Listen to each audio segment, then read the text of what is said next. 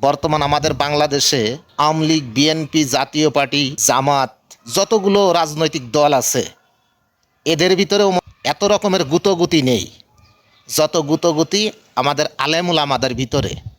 একজন সতীনীর সাথে আর একজন সতীনও তালমিল করে চেষ্টা পায় যে যাতে ভালোভাবে থাকতে পারি, ভালোভাবে সংসার করতে পারি।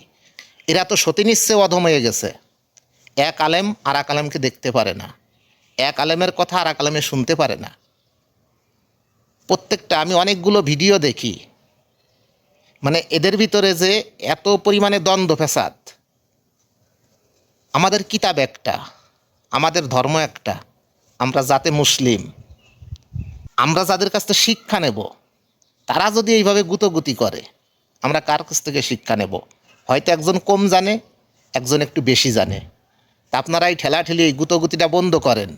আমার তো মনে হয় যদি বিশ্বযুদ্ধ যদি শুরু হয় তা আপনাদের কারণে শুরু হবে। আপনারা তো যতগুলো বাংলাদেশে যতগুলো রাজনৈতিক দল আছে তাদেরও আপনারা ফেল করে দিচ্ছেন। আপনি এক আলেম দেখতে পারেন না, আর এক আলেম আপনারা দেখতে পারে না। কোরআন হাদিস তো এটা বলে না।